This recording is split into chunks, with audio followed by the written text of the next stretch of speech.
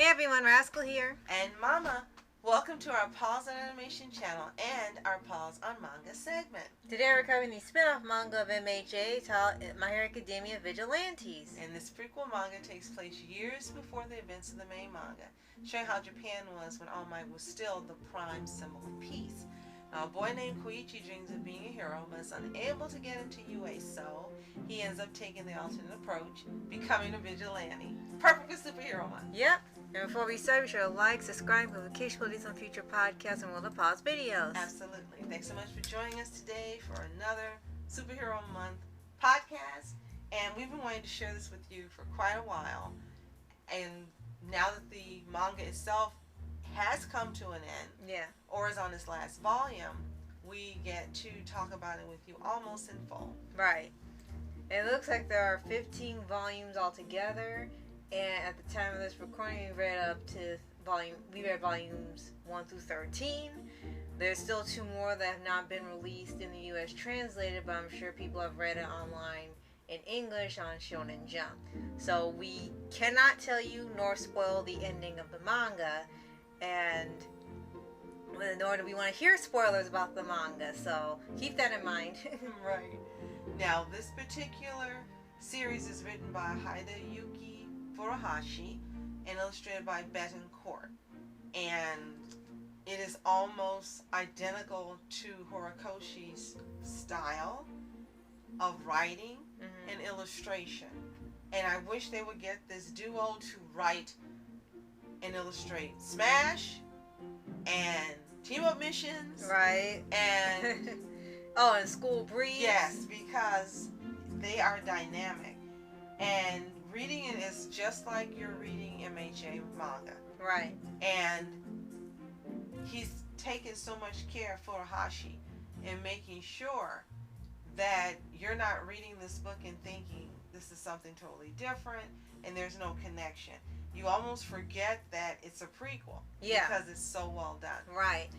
And there are many times in there where he stated that he always goes back to the original manga if he features a character from there in this book. Like, they talk about Aizawa or Midnight or Night Eye or somebody, and they go back and check through the original manga to make sure that it lines up accurately to how Horikoshi wrote how they were in the past.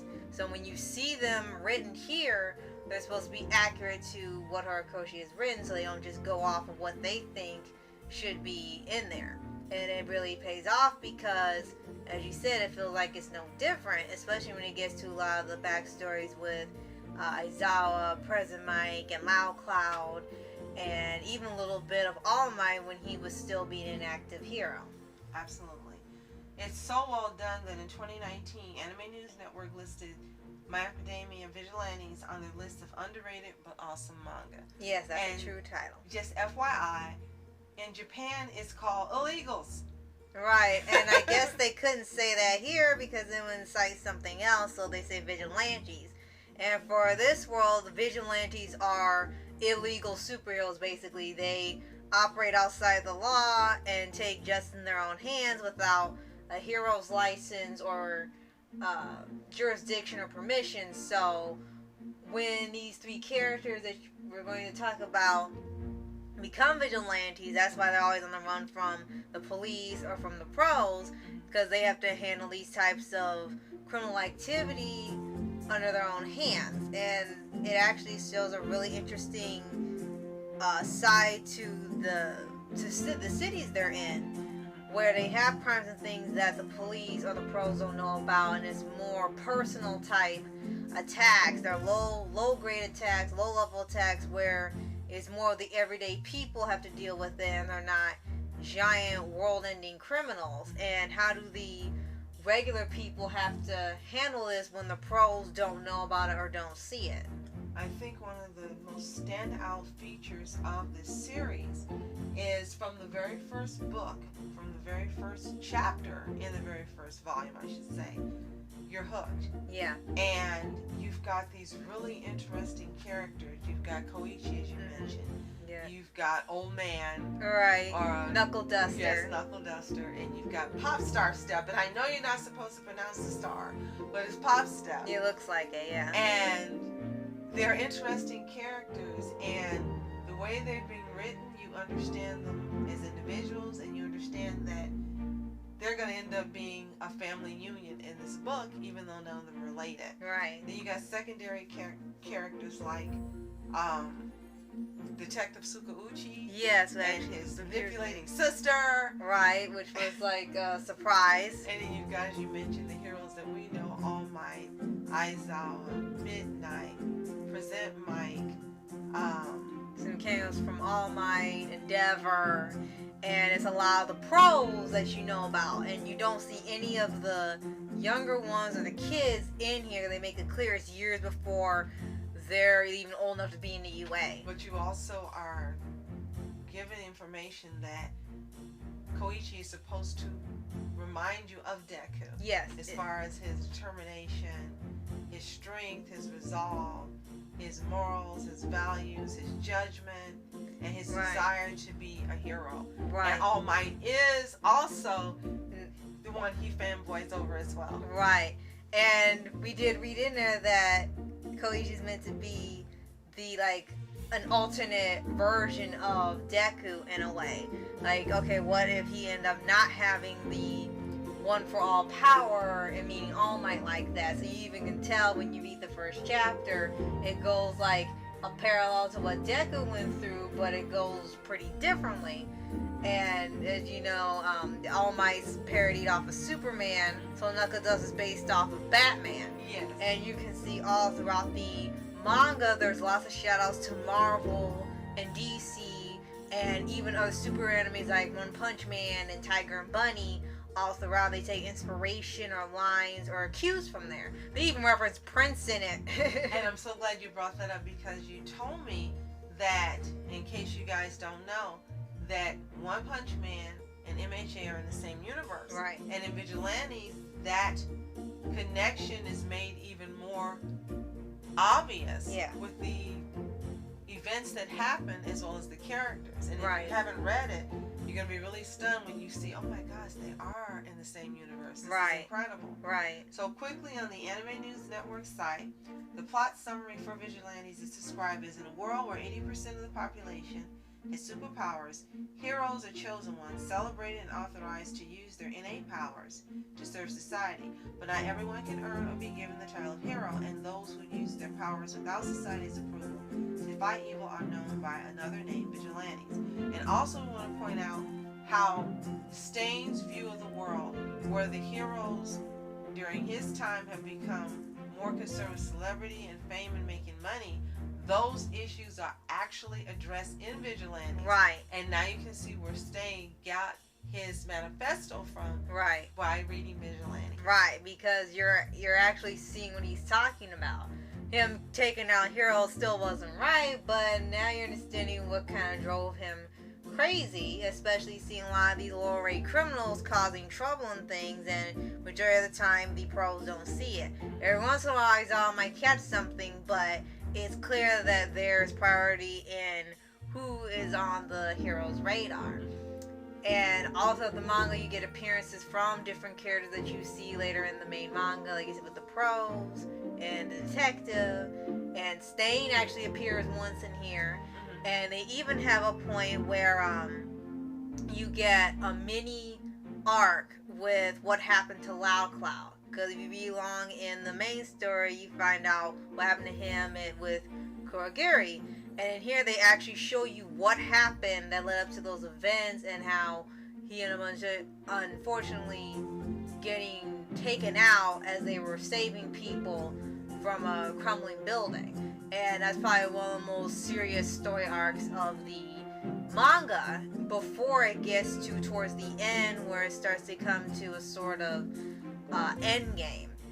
And it even makes it more fun to see these characters show up. It's like, okay, this isn't Deku or Bakugo and other characters. You can tell they're inspired by them, but they're not copy-paste. So you're seeing how these people act before they're at UA, before they have Deku, before all these other people come into play. And it's a really, really fun aspect, especially with all of the endless amount of references in there you can believe. Absolutely. My favorite one is still Tenya's brother Tensei shows up for a few issues, and what's funny is that Tenya acts like he's Captain America, like all the time pretty much, and his brother's best heroes ever.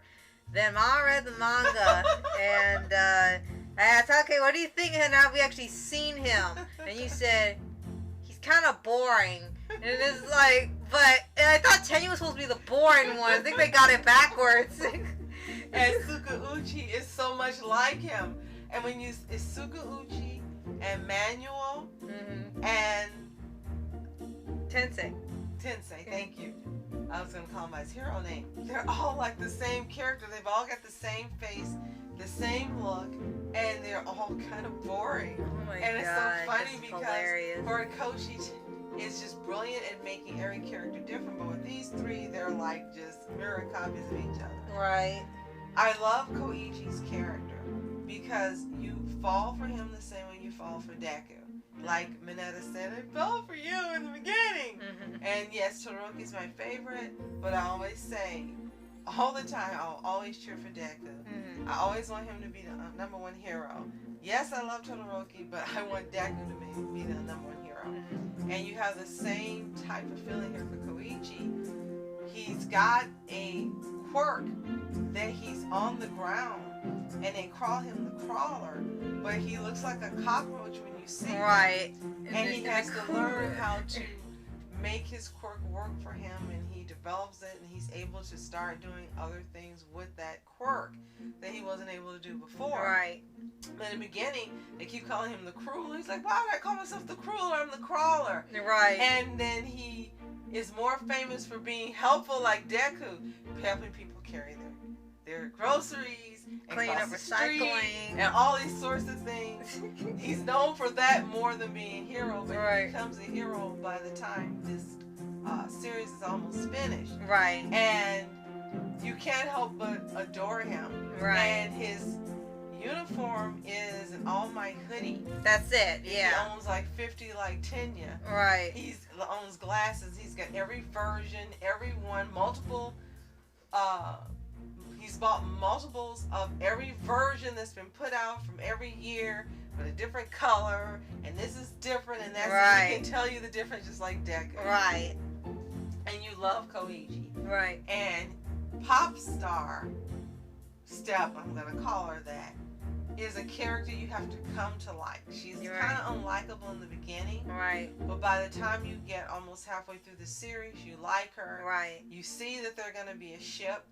It's not obvious. Most likely, yeah. But you can see where it's happening. And you also fall in love with Old Man. Right. Knuckle Duster.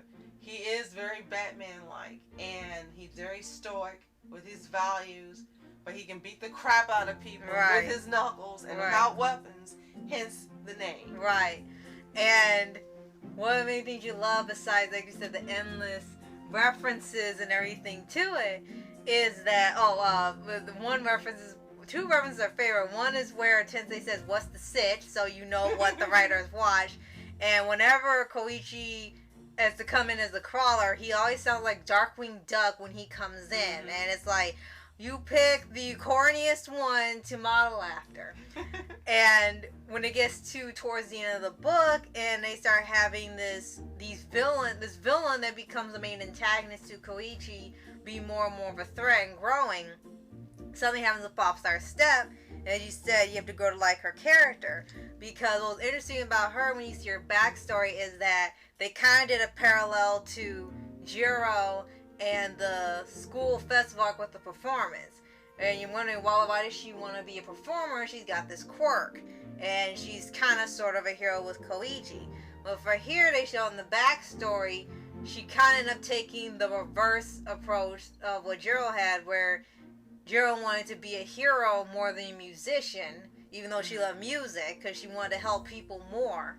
And then here it was the reverse, where pop star wanted to perform more than help people, because she really didn't see herself doing that. She just wanted to perform and make money and be famous. And they even have a song where it's like the complete opposite of the uplifting hero song to like destruction and everything. So they kind of have like literally two different paths in two different mangas, which was probably one of the most creative ones they had done for a character. Mm-hmm.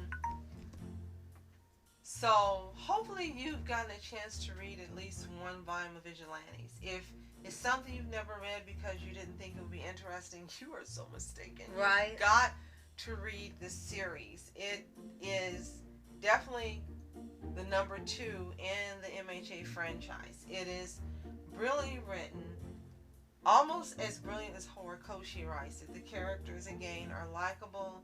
You learn so much backstory that's not included in the MHA main series. Right. You learn more about Aizawa and Present Mike and Endeavor and Midnight, and some of it is hilarious how they had their own personalities and they did these really crazy, strange things, and how they weren't the great heroes that they were always, and they had to learn just like the ones that MHA are learning now. And it's so brilliantly done that you love being on the journey of seeing them younger and learning to be the heroes that they are now in present time. Right. But if you've read Vigilantes, let us know what you think in the comments below. Do you love it as much as we do? Are you collecting the volumes as we are? And if you haven't, it's available to purchase on Amazon, at Barnes & Noble, on Crunchyroll, and you can get it from your local library for sure. Right. And you should really take the time to read this series, especially if you're just as sad as we are that MHA is coming to an end. And if you've never read Vigilantes, then this is the time to do it. Right. And even better, they have finally announced recently that the Vigilantes manga is finally getting anime adaptations. Yes, thank you, Sean, for telling us. Right, so they should be now doing the entire adaptation since the story is now over. So that'll be even more MHA to watch when it comes out. Yes. And if you haven't already, subscribe for updates and reviews of your favorite anime series, anime shows, and all things animation. Absolutely. Thank you for joining us on another Superhero Month podcast. Yes, and thank you so much for watching. I'm Rascal Entertainments. I'm Mom Entertainment. Have a fantastic day. Peace.